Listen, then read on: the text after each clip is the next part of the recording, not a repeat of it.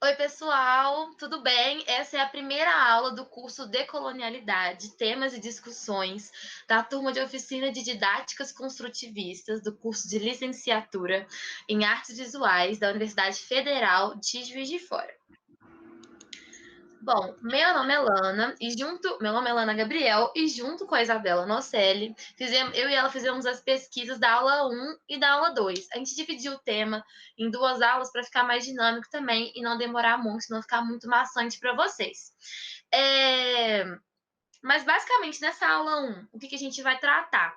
A gente vai tratar do colonialismo e do eurocentrismo, e quem vai ministrar a aula 1 sou eu. Tudo bem? Qual é o objetivo dessa aula 1? A gente vai falar o que foi o colonialismo aqui no Brasil, como que foi a escravização e a catequização dos indígenas, o que foi a escravidão africana, o que é o eurocentrismo e o eurocentrismo na arte. Tudo bem? Então, vamos começar. Primeiro a gente tem que começar falando o que é e o que foi o colonialismo, né? Quando a gente pensa em palavras que se referem à colonização, logo de antemão já vem na nossa frente o Brasil, né? Que acaba que é a nossa referência mais próxima de país colonizado. Mas acontece que essa prática de colonialismo, ela ocorre desde a Grécia Antiga. Só que ela fica mais famosa com Roma, né? Que foi o primeiro grande império que existiu na nossa história.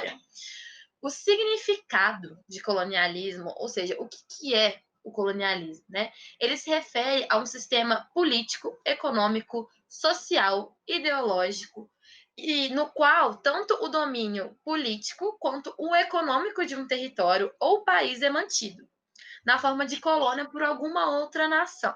Ou seja, ela faz uma menção de uma experiência vivida de uma colonização e seus impactos na linguagem e na visão de um novo mundo dos povos colonizados. De uma maneira mais dinâmica, né? O que é a colonização? É quando uma metrópole explora os recursos naturais de uma colônia e o objetivo dessa metrópole é desenvolver somente a si própria. Ou seja, eles só querem saber de explorar ali a colônia em benefício próprio, sem nem ligar para os colonizados. Até aí, tudo bem? Então vamos prosseguir. Existiram dois tipos de colonialismo. O colonialismo dos descobrimentos, que é quando a metrópole sai sai, né, da sua região com o intuito de trazer novas ideias para o colonizado, como, por exemplo, foi aqui no Brasil. O nosso colonialismo foi um colonialismo de descobrimento, né?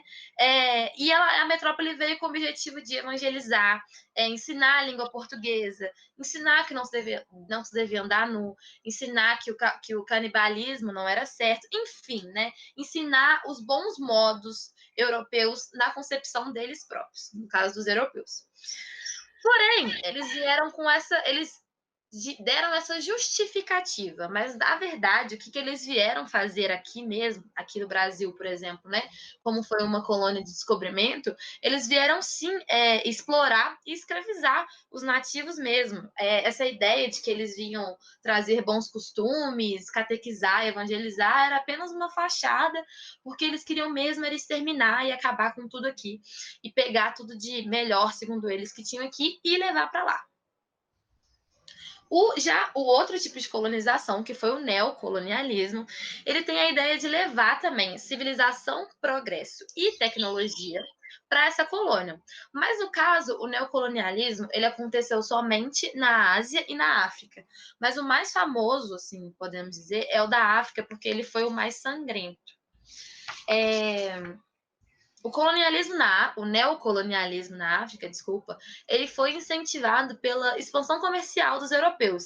Então, eles mais uma vez deram a mesma desculpa de que os negros africanos eram inferiores, sem civilidade, que eles estavam indo até esse continente com a ideia de levar a tecnologia, desenvolver aquela região, mas na verdade eles só queriam explorar o petróleo, o ouro, o diamante e toda a mão de obra daquele lugar, né? Porque a gente pode achar que não, mas a escravidão africana continua até nos dias de hoje. Ela só não é do mesmo jeito que era na época dos descobrimentos e desse neocolonialismo.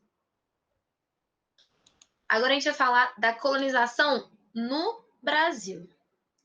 Nós fomos colonizados, como a grande maioria já sabe, pelos portugueses, né, que chegaram aqui no Brasil por volta de 1500 e 1530. O objetivo do Pedro Álvares Cabral, né, ao chegar, ao se lançar no Novo Mundo, era a expansão marítima e comercial, expandir o cristianismo, expandir o território mesmo. E assim que eles chegaram, né, eles já começaram a exterminar, a explorar, e eles provaram e tipo assim, dominaram o povo indígena, né, que eram os nossos nativos. Essa foto que está aparecendo no slide para vocês é uma obra que chama Desembarque de Pedro Álvares Cabral, em Porto Seguro, em 1500, de Oscar Pereira da Silva, né? E essa obra ela retrata o momento que o Pedro Álvares Cabral chega na Bahia e ele é recebido não muito bem pelos indígenas. Se vocês olharem, se vocês puderem olhar mais atentamente, os indígenas estão com lanças, estão com instrumentos de caça, assim, de defesa deles mesmos, porque eles meio que chegaram do nada. Então eles realmente não estavam esperando e viram isso como uma ameaça em si, né? E quando você analisa essa obra que vocês estão vendo, que é o Desembarque, a figura do comandante Nicolau Coelho, junto do estandarte da Ordem de Cristo, ele está trocando alguns presentes com os indígenas, assim. É meio que já dizendo o que iria ser, né, essa chegada dos portugueses aqui no Brasil. Mas a colonização no Brasil, de fato, começou em 1530, porque durante esses 30 primeiros anos, Portugal não tinha nenhum interesse aqui no Brasil. Eles vinham aqui, pegavam um pouco do pau-brasil, levava para lá, pegavam um índio ou outro, levava para lá para mostrar como se fosse uma obra de arte no museu, uma coisa completamente assim diferente da realidade deles mesmos, né? É como se os indígenas fossem realmente não é uma obra de arte, mas como se eles fossem completamente outra espécie, assim, né? Completamente diferente daquela realidade de Portugal. Então, durante esses 30 primeiros anos, não existiu uma colonização de fato aqui. Foi somente em 1530 que ela começou do litoral para o interior, né? Esse processo de colonização, assim. E o eurocentrismo também começou aí, que foi e eles começaram a fazer a extrativização do pau-brasil. Com o passar dos anos de outros, muitos produtos aqui também, como o açúcar, depois o ouro, né? Vocês estudaram um pouco disso na escola. A gente não vai entrar muito em detalhes assim, não. A gente está dando só uma contextualizada geral para vocês entenderem depois o conceito de decolonialidade. Para a gente entender o que é decolonialidade, a gente tem que entender o que foi o colonialismo em si. Porém, quando eu falei do ouro, Portugal tinha, assim, realmente, né? Portugal levou praticamente todo o ouro do Brasil. Só que a gente pode achar que esse ouro tá lá em Portugal, mas não, porque Portugal devia muito à Inglaterra. Então, eles pagavam a Inglaterra com esse ouro que vinha aqui do Brasil. E, tipo assim, a nossa colonização, ela não foi feita, por exemplo, igual nos Estados Unidos, que a coroa doou um pedaço de terra e realmente financiou a vinda dos ingleses, no caso, para os Estados Unidos. Aqui não. Portugal só virou e falou assim: olha, tô com um pedaço de terra ali no Brasil. Você vai querer? Se a pessoa falava quero, Portugal entregava e, tipo assim, era da responsabilidade da pessoa ela chegar aqui, ela se manter aqui, tudo. E isso deu origem às nossas capitanias hereditárias. Então, assim, tudo isso para explicar aqui. A colonização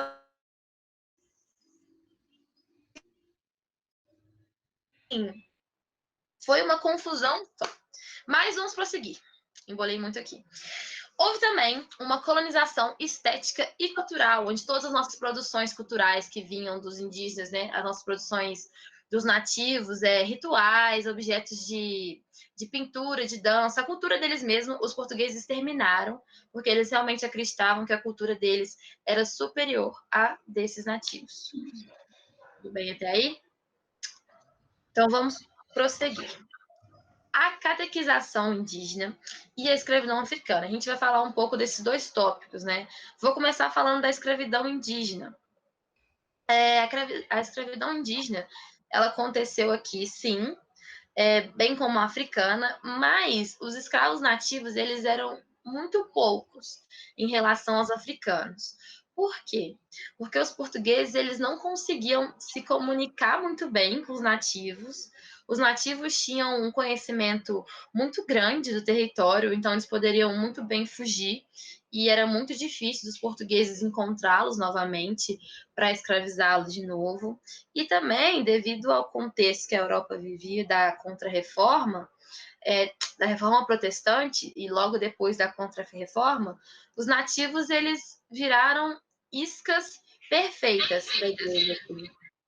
Foi de muito interesse da igreja a catequização desses indígenas ao invés da escravização deles. Então, os colonizadores eles vão usar mais os indígenas para catequizar e espalhar essa palavra de Deus do que como escravos em si. Isso nos leva, a outro tópico, que foi a catequização dos indígenas. Essa obra é do Debré, que é um capataz cuidando de escravos indígenas, né? O Debré ele foi um artista muito importante que veio para o Brasil devido à missão artística francesa, e ele contribuiu para o desenvolvimento das belas artes aqui no Brasil e disseminar esse cânone europeu. Ele reproduzia cenas do cotidiano brasileiro, assim como mostra essa obra que vocês estão vendo aí. E é importante ressaltar que essa obra ela é do século XIX, 3 séculos depois do Brasil ser invadido por Portugal, ou seja, ainda era presente a escravização de índios, mesmo 3 séculos depois que os portugueses chegaram aqui. Agora sim. A catequização dos indígenas foi um dos agentes principais da colonização brasileira, e esse movimento catequético ele teve os missionários jesuítas como os principais agentes. E foi a partir dos jesuítas que surgiram os primeiros traços de educação e de licenciatura nacionais. A educação dos indígenas foi essencial para a consolidação da colônia, né, do Brasil como colônia, nos 3 primeiros séculos da conquista. E a educação realizada pelos jesuítas aqui, ela utilizava várias práticas com o intuito de alcançar o objetivo da proposta, que era realmente tornar os nativos fiéis à religião católica. Eles queriam que esses nativos eles se tornassem também professores da fé cristã. Eles queriam ensinar os nativos para que outros nativos ensinassem mais nativos, meio que um esquema de pirâmide mesmo para promover essa religião católica. E os métodos pedagógicos que os jesuítas utilizavam eram 2. O primeiro, que era o método institucional, que eram aulas mesmo, realizadas em espaço físico, como se fosse uma escola, e o método não institucional, que era a utilização de recursos como a música, a dança, teatro. E essa forma não institucional era a principal, assim, era a mais eficaz que os jesuítas viram de fazer com que esses nativos realmente se interessassem pelo que eles estavam transmitindo, né? Porque para esse empreendimento ter sucesso aqui, os padres eles tinham que aprender a língua dos nativos para colocar elementos da cultura indígena para atrair eles e para todo esse esquema dar certo. Então eles colocavam algumas músicas, alguns apetrechos indígenas, danças também no meio desse teatro para fazer com que eles realmente comprassem a ideia, né? E é nesse contexto de catequese, de conversão, que vai surgir a prática do teatro como um recurso de ensino. Então, o teatro chega em terras brasileiras em meados do século XVI como instrumento da catequese dos jesuítas vindos de Coimbra como missionários. Era um teatro com uma função completamente religiosa e objetivo muito claro, que era evangelizar os índios e apaziguar os conflitos que existiam entre os colonos portugueses e espanhóis com esses nativos, porque eles queriam transformar esses nativos em escravos e também tirar as suas mulheres. Então, o teatro ele foi amplamente utilizado pelos padres da Companhia de Jesus como um instrumento pedagógico, tanto na Europa quanto no Brasil. Os padres escreviam peças de teatro que auxiliavam não somente na instrução de seus alunos, mas também no ensinamento dos dogmas católicos. Nesse novo mundo, né, a catequese dos nativos era o objetivo dos padres jesuítas ao utilizarem o teatro como esse recurso didático.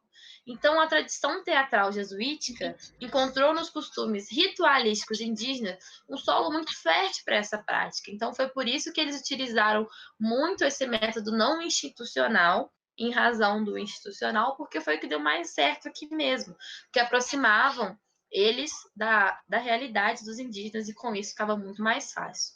E isso é uma coisa, gente, que acontece até hoje, né? Muitas religiões, agora não somente a católica, mas utilizam das artes no geral, mas principalmente acho que do teatro, como método, sim, não acho que nem de propagar a sua ideologia, mas de reforçar os ensinamentos que eles querem, né, os dogmas e tudo mais. Então a gente já pode identificar que a arte foi um método muito mais funcional e muito bem utilizado, né, pelos jesuítas nesse processo de catequização dos nativos. Essa obra que está aí para vocês se chama Primeira Missa no Brasil, de 1980, do Victor Meirelles, né? E nessa obra ele retrata que era muito presente essa vontade de catequizar os índios que os jesuítas tinham, né? Acredito eu que aqui seja um método institucional, não acho que seja um método não institucional, porque como eles estão sentados, reunidos, assim, e prestando muita atenção ali na cruz e no padre jesuítas, eu imagino que não seja um método não institucional, né, um teatro, mas representa, assim, tudo que a gente está falando aqui nessa aula. Próximo tópico é a escravidão africana. A escravidão foi quem sustentou o processo de colonização no Brasil, né? A utilização dos escravos sempre foi vista como a mais viável alternativa para que a exploração tivesse maior funcionalidade. Então, os portugueses eles começaram a utilizar a força de trabalho dos nativos, porém, como eu já disse anteriormente, como eles tinham muito conhecimento do território, acabavam fugindo e depois os portugueses começaram a investir mais no tráfico negreiro, que vindo da África, e que acabou se tornando um comércio, né? E o principal foco de escravos dos portugueses depois. Quando os escravos eram trazidos para a colônia, eles eram usualmente separados, né, de seus amigos, familiares, para que fosse evitada qualquer tentativa de fuga. Quando eles eram vendidos a um grande proprietário de terra, esses escravos eram utilizados para o trabalho em grandes monoculturas, recolhidos na senzala. Esse tipo de escravo era conhecido como escravo de campo. Havia outros tipos de escravos também, como os domésticos, que viviam no interior das residências, tinham melhores condições de vida, né? Se é que a gente pode dizer que eram tão melhores assim, e tinham uma relativa confiança de seus proprietários, né? Alguns cargos ocupados por escravas incumbidas de cuidar da casa, das crianças, ou inclusive de estar sexualmente disponível ao seu senhor. Nas cidades, a gente ainda tem a figura dos escravos de ganho, que poderia reverter lucro ao seu dono ao cuidar de um comércio ou vender produtos, né? A rotina de trabalho desses escravos era árdua e ela poderia alcançar um turno de 18 horas diárias, ou seja, era uma coisa assim completamente fora do comum e inaceitável mesmo. Para época, hoje em dia muito mais, né? Mas na época ninguém pensava desse jeito. As condições da vida desses negros, desses escravos, elas eram completamente precárias, a sua alimentação era extremamente limitada, não contava com nenhum tipo de assistência ou de garantia, nada, gente, eles não tinham nada. E além disso, aqueles que ousavam se rebelar contra a rotina imposta, eles eram mortos ou extremamente torturados.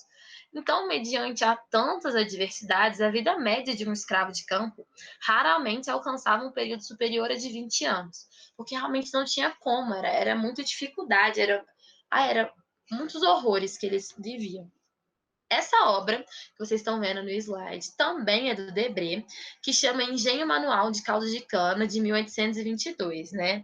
Como eu já disse, Debré foi um artista que veio aqui com a missão francesa, contribuiu muito para as belas artes do Brasil, e ele representava mesmo esse cotidiano do Brasil, na época que ele esteve aqui. E, mais uma vez, é importante a gente ressaltar que essa obra foi feita 3 séculos depois que a colonização no Brasil começou, e mais uma vez a gente tem a ideia de quanto tempo todos esses horrores, tudo que os colonizadores fizeram aqui com o nosso país durou, né? Foi muito, muito tempo mesmo.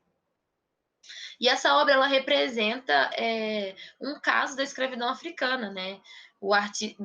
Nos dias atuais, o Debré foi bem criticado porque a galera fala que as obras eram muito romantizadas, assim, para um período histórico tão triste como foi a escravidão.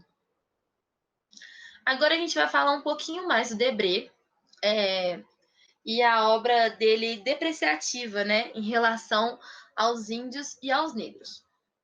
Como já disse anteriormente, Jean-Baptiste Debré veio para o Brasil em razão da missão artística francesa, e em seus trabalhos ele procurou representar os tipos humanos, os costumes, as paisagens locais, a fauna recém-descoberta, dando especial destaque à vida dos escravos de origem africana. É possível notar que, naquele período, ainda estavam descobrindo e documentando a fauna presente no Brasil. Essa documentação era feita através de desenhos, da identificação de onde é aquela espécie, e dessa mesma forma era feita uma documentação negreira, onde se tirava a identidade e eram resumidos apenas ao local de onde vinham os escravos em si.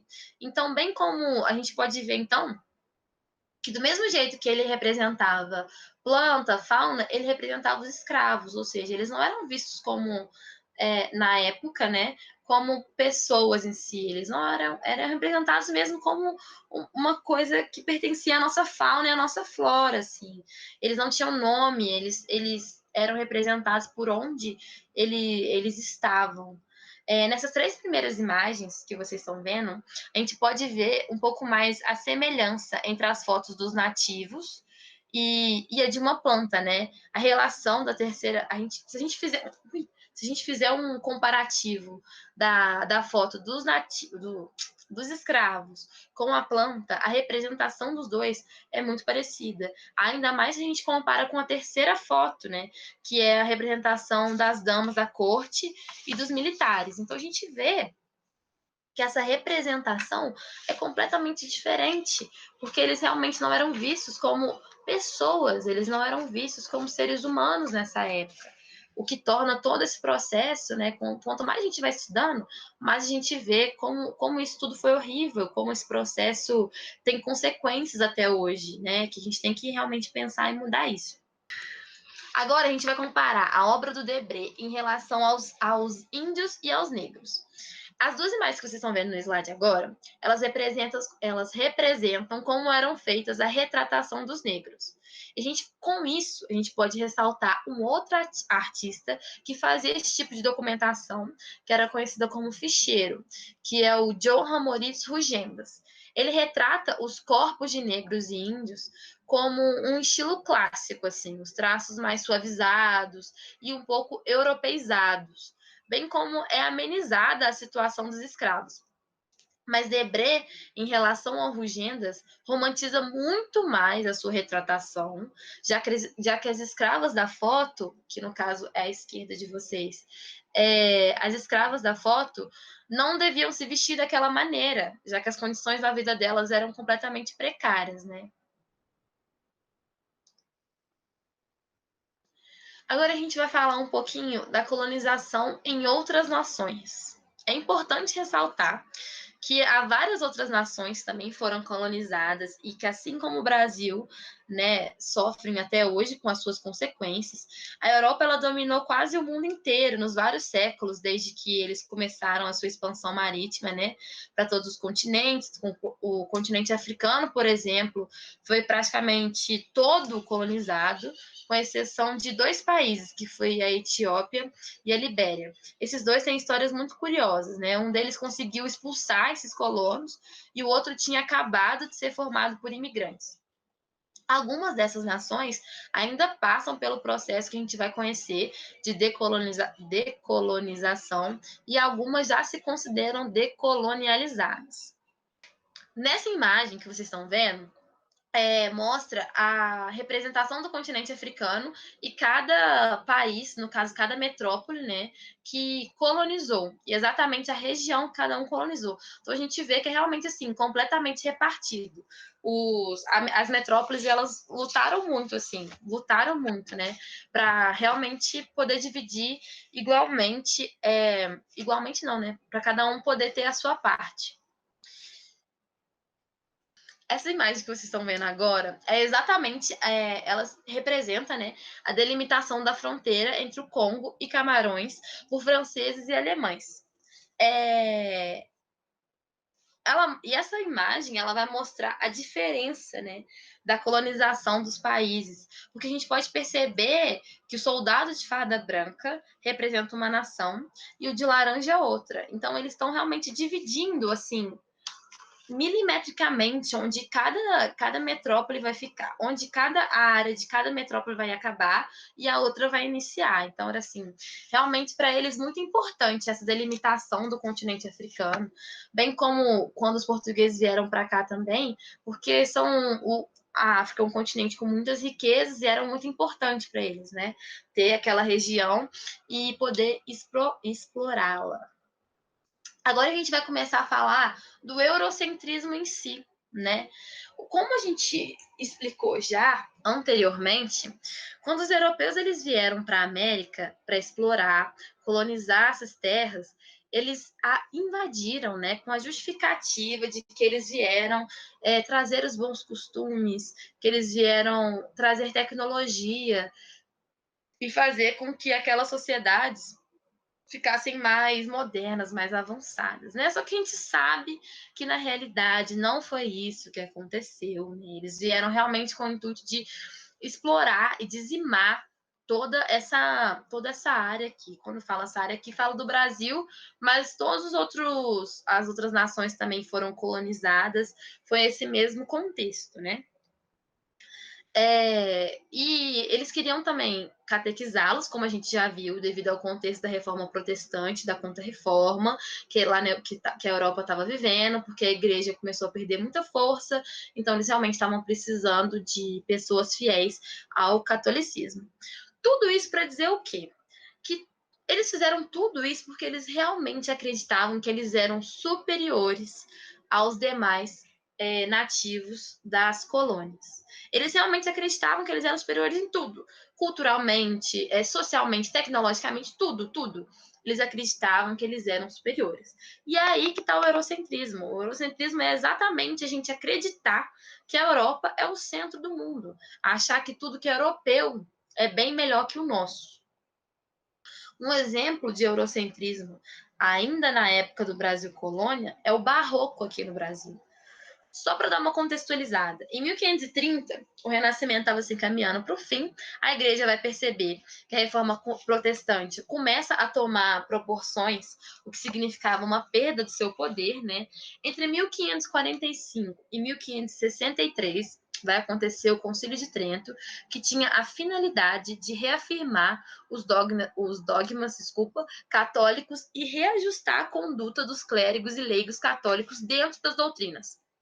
Nesse concílio, foi recomendado uma maior austeridade na arte, já que os manifestantes né, da reforma protestante enxergavam a arte com um apelo muito sensorial, algo muito supérfluo e incompatível com os objetivos espirituais.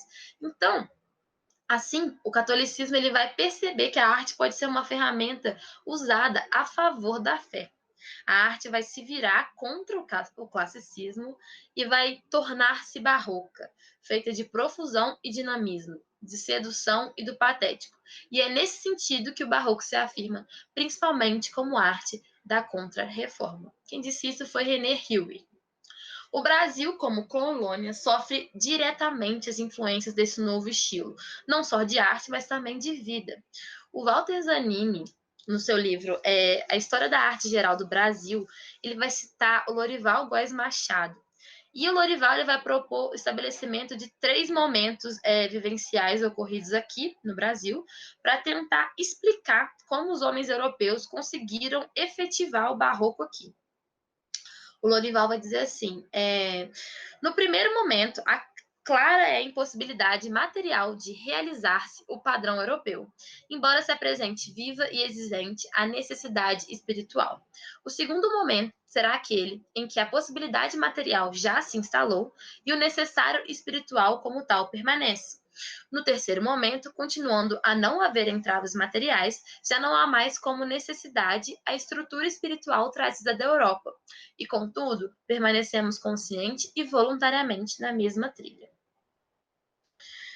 O Lúcio Costa, no estudo Arquitetura dos Jesuítas no Brasil, ele vai completar esse pensamento do Lorival quando ele diz que no Brasil o barroco acontece no começo do século XIX e ele possui muito vínculo com a vida colonial daqui.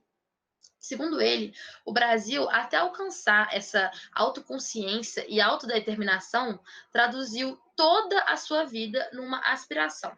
Essa longa e angustiada, afinal, atendida aspiração, tem a sua expressão artística na arte, que se chama o barroco. Então, de uma forma mais resumida, primeiramente, as manifestações artísticas vão procurar reproduzir os padrões europeus, mas sem dispor dos mesmos meios que os europeus dispunham. Depois, a coroa portuguesa vai descobrir o ouro aqui no interior do Brasil, o que levou a um deslocamento considerável da população para o interior. Esse deslocamento ocasionou uma mudança na capital, que antes era Salvador, e em 1763 vai passar a ser o Rio de Janeiro. E aqui se inicia um segundo período do Barroco no Brasil, onde na segunda metade do século XVIII o país vive o apogeu do ouro e as mais originais manifestações da arte barroca brasileira, em oposição à arte luso-brasileira. Então é somente no século XVIII que o Brasil vai passar a ter uma arte de fato barroca. Nessa imagem que vocês vão ver agora no slide, é o teto da igreja de São Francisco de Assis, em Ouro Preto, que foi pintada pelo mestre Ataíde, né?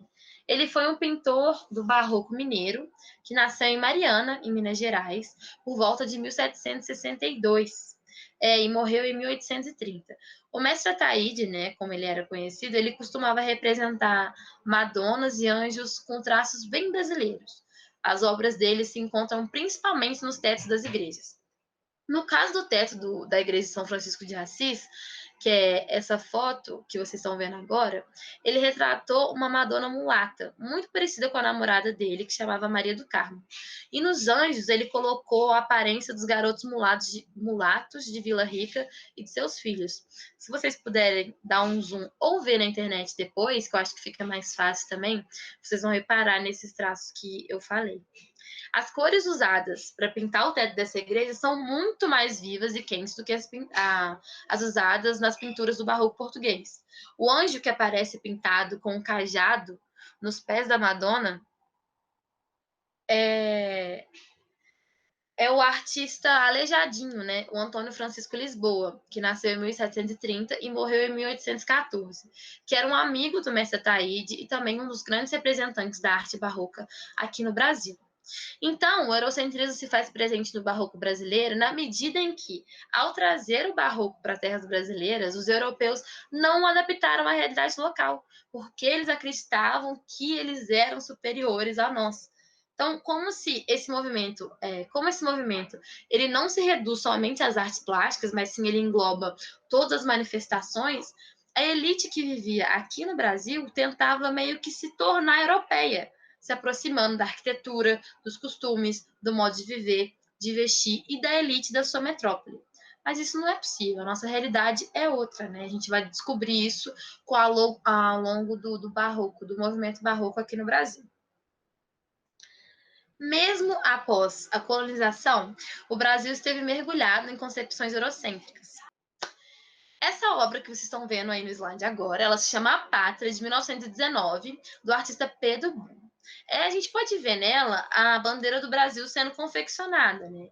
Essa bandeira ela também recebeu influência eurocêntrica, com seu escrito Ordem e Progresso, como eu disse, que é um lema do filósofo francês Auguste Comte, e as cores são em homenagem às duas famílias, né? Imperiais do Brasil. O verde homenageia a família Bragança, de Dom Pedro I, e o amarelo a família Lorena, da Imperatriz Leopoldina. O eurocentrismo, gente, ele trouxe consequências que podem ser vistas até hoje, como o nosso complexo de vira-lata, né, que é a gente acreditar que tudo que vem de fora do Brasil é melhor, é maior do que o nosso. A maneira, isso é mais em relação aos Estados Unidos hoje do que a Europa, né? Mas é um exemplo também. A maneira como a maneira como os conteúdos escolares são explicados nas escolas muito eurocentrista. Por exemplo, até hoje, quando a gente estuda a história do Brasil na escola, a gente estuda pela perspectiva dos colonizadores de Portugal, nunca pela perspectiva dos colonizados, entende? A maneira como a gente aprecia a arte é muito eurocentrista. E é a partir daqui que a gente vai começar a focar. Quando a gente fala em obra de arte, o primeiro pensamento que geralmente vem à nossa cabeça é uma obra como a Mona Lisa, ou uma obra clássica, assim. Mas com certeza ela é europeia. A gente nunca pensa numa obra brasileira do modernismo ou algo do tipo. A gente sempre pensa em algo de fora. A grande maioria do que a gente conhece de arte e estuda veio da Europa, né? Então, isso porque quando os portugueses invadiram aqui o Brasil, como eu já disse, eles se depararam com aqueles corpos nus, selvagens e tudo, e eles realmente acreditavam que eles eram superiores. Então, com isso, eles realmente dizimaram toda a nossa cultura, em detrimento da deles, trouxeram a cultura deles, tanto, como eu disse, tanto a cultura no geral, a arte, o modo de viver, tudo eles trouxeram de fora, salvo algumas coisas que permaneceram aqui, como o hábito de tomar banho, por exemplo, todo dia é um hábito muito mais local do que europeu. Mas a grande maioria das coisas eles realmente dizimaram e impuseram a cultura deles, sim. No campo artístico, isso não foi diferente. Todas as pinturas corporais, rituais, a religião e outros fatores que moldam toda uma cultura foram completamente julgados como inferiores e foram desaparecendo ao longo dessa colonização. Ah, Lana, mas então depois que o Brasil atingiu a independência, isso mudou, não é? A gente começou a recuperar. Não, não, não, não, não. Mesmo após a nossa independência, ainda assim a gente ficou refém da Europa em todos os quesitos. Primeiro porque quem proclamou a nossa independência foi um português. Então a gente já não pode nem falar que a gente ficou tão independente assim. E depois o Brasil devia muito dinheiro para o Portugal devia muito dinheiro para a Inglaterra, então a gente também ficou devendo um pouco aqui, e consequentemente Portugal, consequentemente Brasil. Então, assim, depois da independência, nada mudou, entendeu? Nós fomos ensinados que os europeus eram melhores, bem como a arte europeia era melhor que a nossa. Então, toda a nossa ideia de belo, do que é uma verdadeira obra de arte, é baseada na cultura europeia. A gente pode concluir, então, que o eurocentrismo possui consequências palpáveis até no mundo artístico. Um exemplo. Vocês estão vendo no slide, de um lado, a obra Mona Lisa, né, de Leonardo da Vinci, muito famosa, acredito que todos conheçam, foi pintada em 1503. De um outro lado, a gente tem a obra A Negra, da Tarsila do Amaral, que foi pintada em 1923.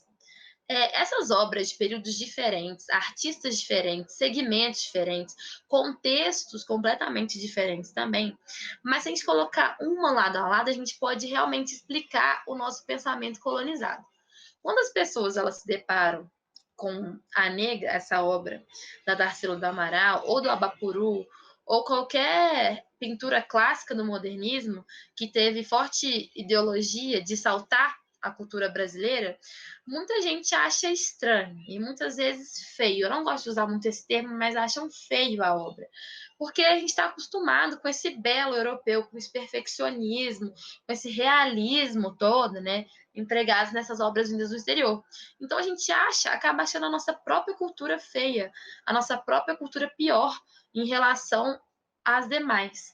E esse padrão de belo impregnado em nós, graças à colonização, a gente pode observar na obra Mona Lisa, do Leonardo da Vinci, que é uma obra amplamente aceita e magnificada pelo mundo todo, inclusive muito por nós brasileiros. É isso, gente. Espero que vocês tenham gostado. Espero que vocês tenham entendido muito bem. E até a próxima aula. Um beijo!